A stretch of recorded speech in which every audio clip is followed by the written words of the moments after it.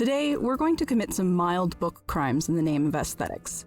If you are of a sensitive disposition, proceed with caution.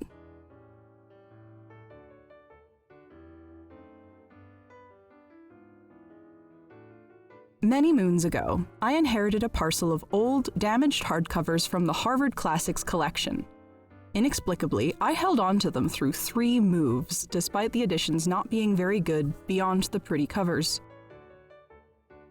I came upon a tutorial for turning an antique book into a clutch and bookmarked it on a whim. I then ignored that tutorial for 3 years. Today, it will finally pay off. As everyone from Shakespeare to Thomas Hardy to Jonathan Colton has described, eventually the winter of our discontent will end, and glorious summer with its metaphorical May 1st festivities will resume. Summer is the season of costume events, of festivals, of markets and conventions, but our winter is not yet sufficiently past, though it will eventually. I really miss going to these places, shy of people as I am. Frankly, at this point, I really just want to be able to hug my friends, but for the time being, I must settle for looking optimistically forward to future events where I might dance and laugh with them in fancy clothes. Sometimes, when you attend historically themed costume events, there are minimum standards in terms of accuracy or general look. These standards vary tremendously from event to event, but they are all in service of giving the event atmosphere and allowing the attendees to get lost in the feeling of time travel. A quick aside to address the vital but all too often overlooked issue of inclusion. It behooves any and all event coordinators who have these minimum standards to explicitly outline accessibility options for attendees. This includes dedicated seating options, accommodations and dress code for mobility aids and other medical equipment, among other considerations of accessibility and inclusion. But I digress. I get overwhelmed in big crowded places. Sometimes it's too much and I have to leave. But other times, most of the time, all I need is a short break.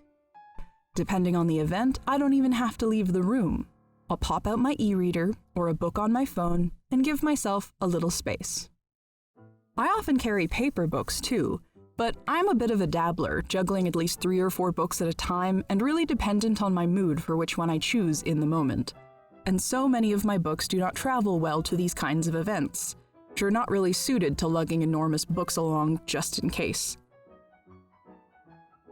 So an e-reader or a phone is ideal for me, but not ideal for historical events. It is often the case that phones or other non-essential technology is prohibited or strongly discouraged.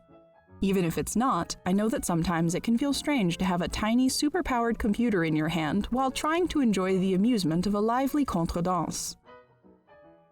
And while a book helps me take myself out of the hubbub, I don't want to take anyone else out, or to take myself too far away. So let's do this thing. I'll make sure to link the tutorial below, since I'm not in the habit of giving tutorials. Cut the pages from your book. This is all going to be covered in fabric, so don't feel you have to be too delicate, but when you're cutting with delicacy, you're usually cutting with more carefulness and safety, so follow your own path.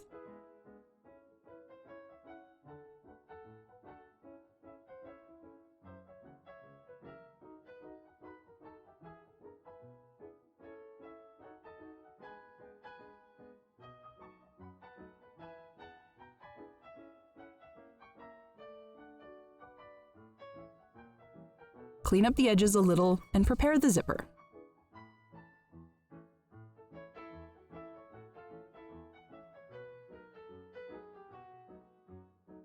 The zipper should be long enough to wind around the outside of the book on 3 sides. If it's longer, you can tuck the extra into the spine, but too short and the book won't open even when you fully open the zipper. How much fabric needs to be sewn to the sides of the zipper is entirely dependent on how thick your book originally was and how much you want it to open. By giving a lot of width to the fabric and gluing the fabric very close to the edges of the book, your book should be able to open flat. But if you're looking for a more clutch-like appearance with only a narrow opening, the fabric can be placed further in the covers or the fabric allowance narrower.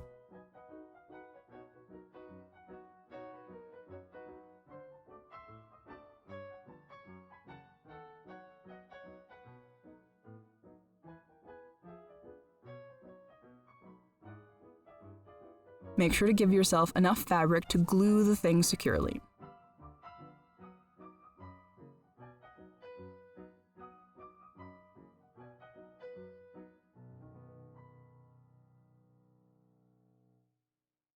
Some of you might gawk at my shameless destruction of such precious items, but to that I say, pah!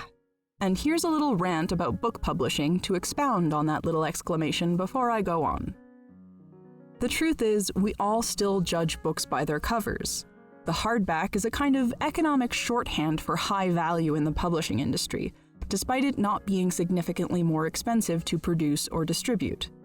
As much as I like the look and feel of a hardcover book, this kind of publishing skullduggery annoys me exceedingly, as it's also a kind of bizarre social exclusion.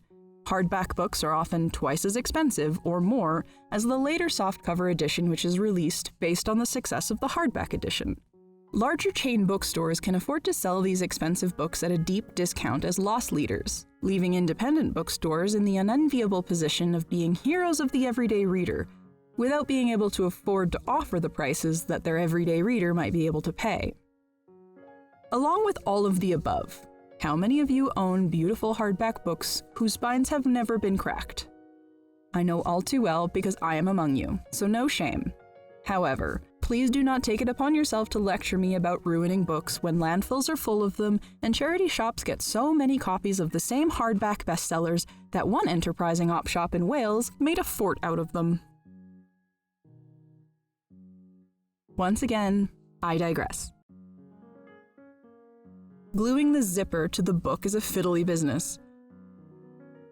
Even after a test run, I found this to be a very tricky task. Binder clips really help steady things as you glue them, and I recommend using a brush to keep the glue from pooling or spreading too far. If you happen to have bookbinders glue, PVA glue, or other glues that dry to a more pliable state, I'd highly recommend those. YouTube is chock full of bookbinding tutorials and lots of them have glue recommendations. Based on a cursory search, I've linked my favorite of these videos in the card above. If you want to alter the outside of the book as well, this YouTuber has some really great tutorials on covering books in fabric.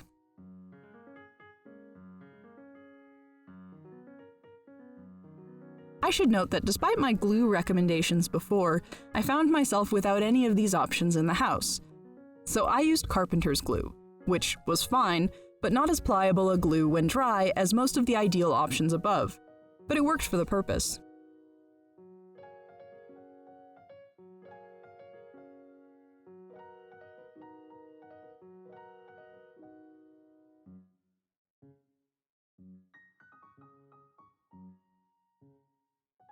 Next is the book lining. You have a few options here depending on what you want to do with your clutch, but for the purposes of simplicity, I just cut a simple rectangle, roughly the size of the interior of the book, plus a little seam allowance to finish the edges, and I glued the whole thing over the zipper fabric and across the spine. If you want pockets, elastics, ribbons, or any other bits and pieces, I would highly recommend sewing, gluing, or otherwise attaching these things securely to the lining before gluing the lining into the book.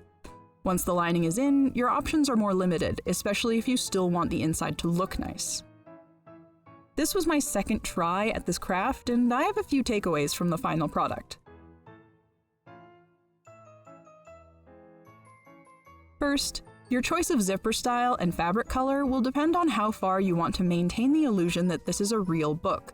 If you don't mind a big, bulky cellulose zipper, go for it. These are a little bit better suited to the purpose because they require less pressure to zip. The invisible zipper I used for the second version is decidedly more finicky when opening and closing because of the pressure required of an invisible zip. Someone more ingenious than me could probably come up with a sneakier or fancier closure method that would further disguise the book, like a latch or false page edges. Last but not least, make it your own. Look up other fun tutorials, guides, and inspiration pictures. Change up the side, throw straps on it, do whatever. This is meant to be fun, and meant to be a way of taking you away, to another time, to another place. It's important to escape once in a while, and a little escapism is what these events, these costumes, and these crafts are all about. Perhaps one day, hopefully soon, we will be able to escape together. Until then, thank you for watching. If you'd like to see more of these videos, please subscribe and click the notification bell. If you'd like to support me further, please visit my Patreon page for fun perks and behind-the-scenes updates. I also accept one-time Ko-fi donations. Thank you so much. Have a great week, and I'll see you soon.